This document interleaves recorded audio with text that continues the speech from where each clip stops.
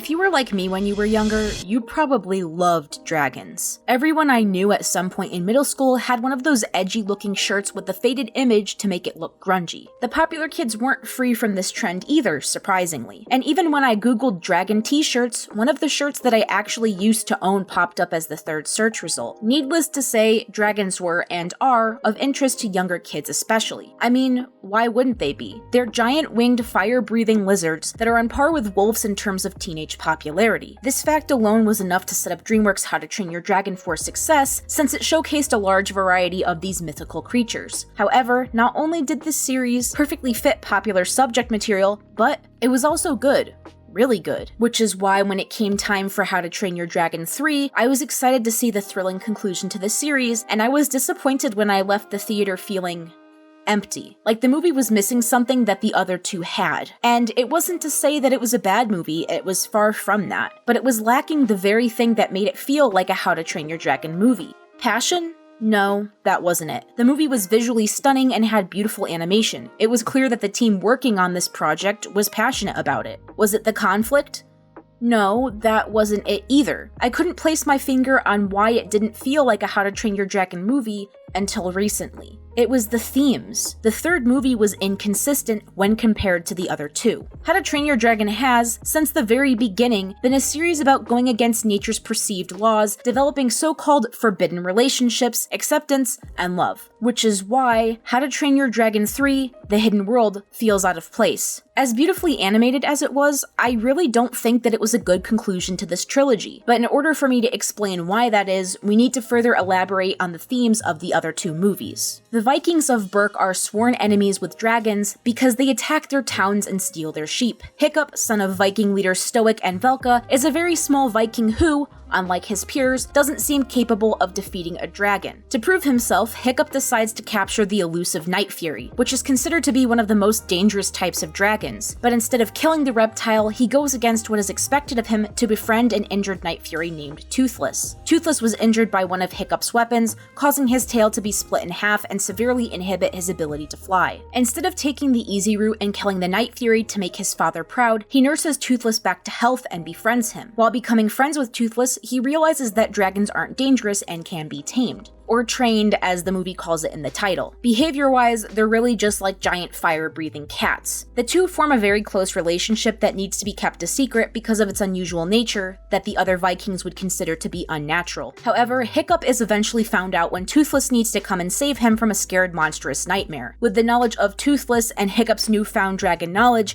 he accidentally tells Stoic that he found their nest. The nest has a dragon queen, the Red Death, that demands the other dragons bring her food by any means necessary. This includes raiding Berk of their food, the main reason the Vikings hate dragons. If they don't, they'll be eaten alive themselves. The queen has some sort of influence over them, as seen when Toothless leads the Vikings to the nest by listening for her calls. It seems to be structured almost like a beehive would. While bees do move around and explore independently, they all bring the pollen they've collected back to their nest and ultimately follow the queen's orders. However, following the themes set forth by the movie, Toothless and the other now befriended dragons attack the Red Death with the help of their riders. They're able to kill the queen and free the dragons that were a part of her nest. Again, this challenges the idea of what's natural and unnatural. Dragons should and would listen to their queen without the guidance from an outside force. But because of an unlikely relationship between a human and a dragon, they are able to challenge and go against how nature intended to be, or how the laws of this world were intended to be. This challenges the quote-unquote laws that are put in place and allows them to go above what is unfair. This unfairness is disguised as what it should be and is why they need an outside force to tell them that it's incorrect. This is why you see the dragons without riders running from the fight instead of aiding in it, and the dragons with the riders fighting alongside them. It's much easier to take on the status quo when you have other people with you, especially if they're not of the same group as you. And this same message is again repeated in the second movie. The main conflict of How to Train Your Dragon 2 is that a dragon manipulator by the name of Drago Bloodfist is capturing dragons and forcing them to do his bidding by creating a dragon army. He does this by capturing the so-called King of the Dragons, a Bewilderbeast. The Bewilderbeast Bewilderbeast is an alpha dragon capable of mind-controlling another dragon and forcing it to do his bidding. Drago forces it to kill the other Bewilderbeast, taking control of the dragons it had an influence over while it was alive. Drago is then in turn in control of all the dragons by extension through the so-called alpha.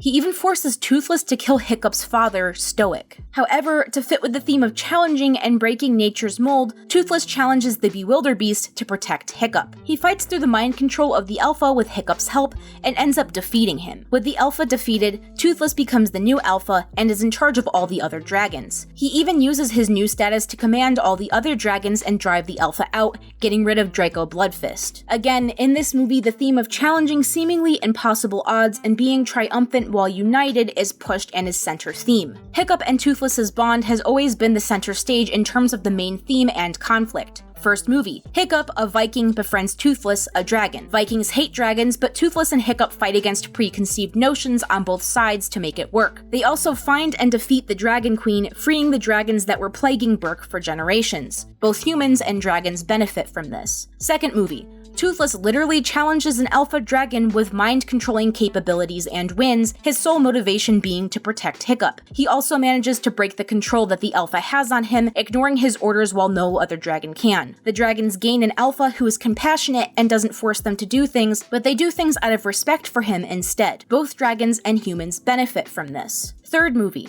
Toothless leaves Hiccup the first chance he gets without the intention of coming back after knowing a pretty girl dragon for... anyone wanna guess?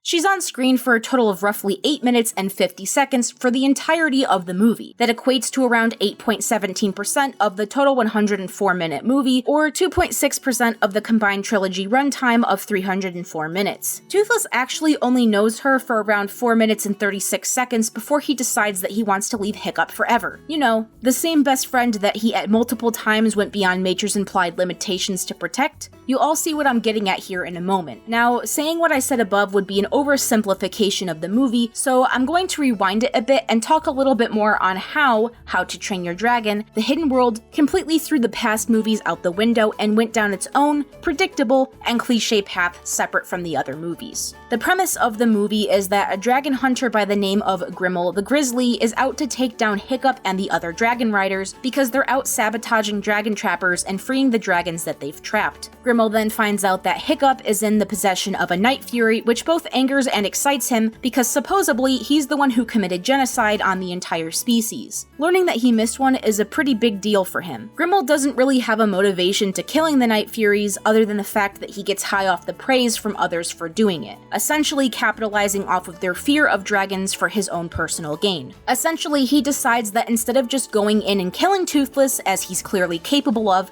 he's going to toy with him for a bit. So he releases a female Light Fury into the vicinity with the hopes that Toothless would have the hots for her and make him vulnerable through exploiting her. Spoiler alert, Toothless has the hots for her immediately and is manipulated through Grimmel exploiting her. Though before the obvious exploitation happens, the Light Fury shows Toothless the hidden world, the ancient ancestral home of dragons that is also called the End of the World. It's called the End of the World because it's basically this giant underground cavern that is only accessible through flight, which is why it's never been found by humans. Because Toothless is the alpha, he becomes the king of the hidden world alongside the Light Fury as his mate. He only reunited with Hiccup because Stormfly takes him and Astrid there, and they're attacked by a dragon who catches them spying. Toothless needs to save Hiccup from the other dragons, despite being their king and also the alpha, and leaves to take Hiccup and Astrid home safely. The Light Fury follows them, finally warming up to the idea of being around Hiccup, but then before we get our happy ending, predictable exploitation happens with Grimmel. Much like Draco Bloodfist, Grimmel has the ability that he can use to mind control dragons, using their own venom to basically put them into a stupor. So Toothless can't tell the other dragons on Grimmel's side to stop attacking because of this, since it supposedly blocks out the alpha's mind control capabilities. You can see how it makes it difficult for anyone to do anything in terms of fighting back, since they've become so dependent on their dragons. I actually really like this aspect from the film. Forcing the dragon riders to depend less on their dragons and more of their own abilities was a great theme to go over in this movie. However, instead of learning a lesson, the dragons just leave entirely. Literally all of the dragons leave. Not one of them stays on the land, in the air, or in the sea. Toothless commands all of the other dragons to retreat and stay forever in the hidden world. So much for challenging the aspect of nature and unbreakable friendship in this movie, huh? Anyways, the main problems of this movie is that it heavily contradicts the series that it comes from. The main theme of the series up until this point was that Hiccup and Toothless had a bond that could withstand anything,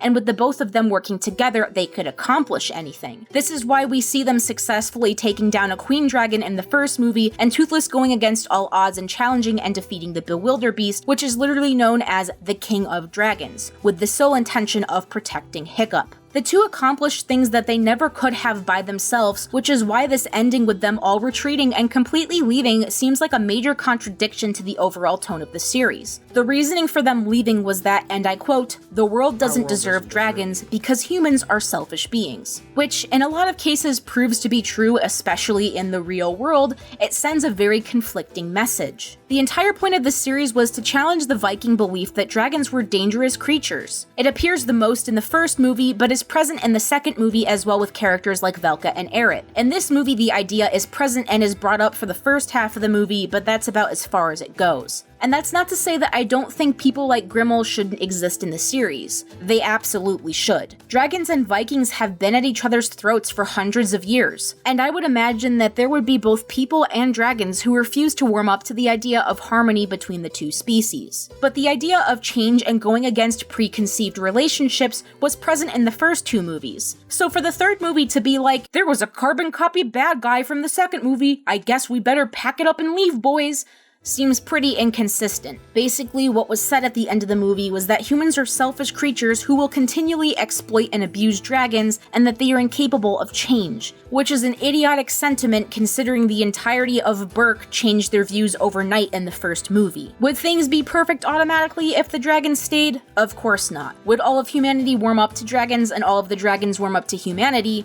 Of course not. This would be something that would take years of trust building and destigmatizing. But by making their decision to disappear completely, you're essentially saying that you don't think people are capable of change and that you're better off being separated. Hiccup did say that they didn't need to stay separated forever, and if humanity ever did change, they could come back and live in peace. But how is humanity supposed to warm up to the dragons if they're not around to warm up to them? That's like expecting people to change their viewpoint on something that they can't see or believe in, especially since according to Hiccup, people stopped believing in them 10 years after they disappeared. It really just seems like backwards logic to me. I don't really think it's better for the dragons to live in a cavern underground rather than be able to enjoy the full planet above them. I'm sure that the hidden world is a nice place to live, but they should have the freedom to roam their own planet just as much as humans do. The message in this movie is very conflicting, because while I do understand the idea being put forth, it is mostly just not within the spirit of the series, if that makes sense. If this movie wasn't attached to the series, it'd be an excellent movie. Great animation, tear-jerking ending, the whole shebang. But because it was for this series, it just doesn't feel like the correct ending that the previous movies were building up to. And as you'll notice, I've been saying that one of the main themes is going against nature and preconceived notions. And while that's basically what I'm talking about here, I want to elaborate further on what I mean by that, because it really isn't that simple. I say preconceived notions because the Vikings are inclined to believe that dragons are monsters. They think that it is their nature, but as proved by Hiccup's first interaction with Toothless,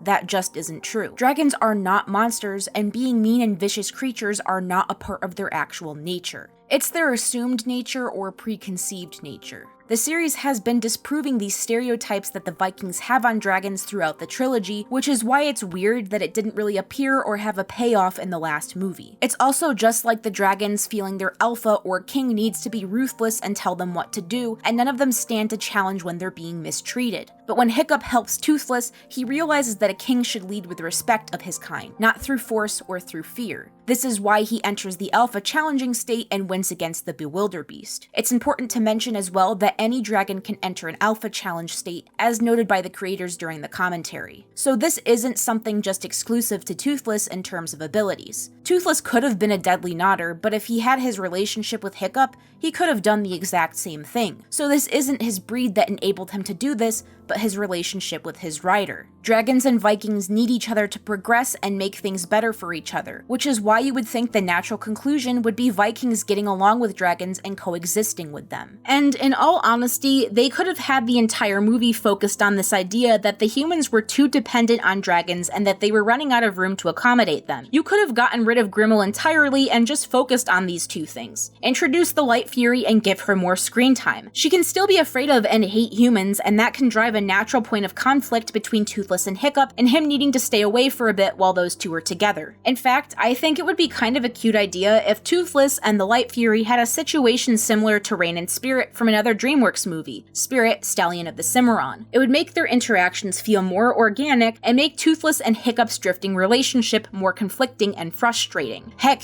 if you even made it mating season, you could force all the dragon riders to learn how to operate without their dragons, since they would be off gallivanting with their mates rather than obeying their every whim. This would give more attention to other problems rather than focusing on Grimmel for a lot of the movie, when realistically he didn't need to be there because Draco was basically the exact same thing in the last movie. Maybe they still decide to move and they move to a larger but already inhabited with other Vikings land. Maybe these Vikings hate dragons and Hiccup needs to convince them that they're wrong to hate them. Maybe the island has their own dragon problem. Maybe it's Draco Bloodfist's Bewilderbeast from the second movie and he's causing problems for them since he has a bone to pick with Vikings after how Draco abused him. And since dragons aren't around immediately, the Dragon Raiders need to figure out a way to remedy the situation without their dragons. And in doing so, Hiccup realizes that he is a good chief even without Toothless at his side to help lead. The dragons then come in at the last minute to aid their riders, also showing the resident Vikings that dragons aren't monsters, but they are loyal and intelligent beings worthy of respect. It would also be interesting for the Vikings to understand that they can live in peace with dragons,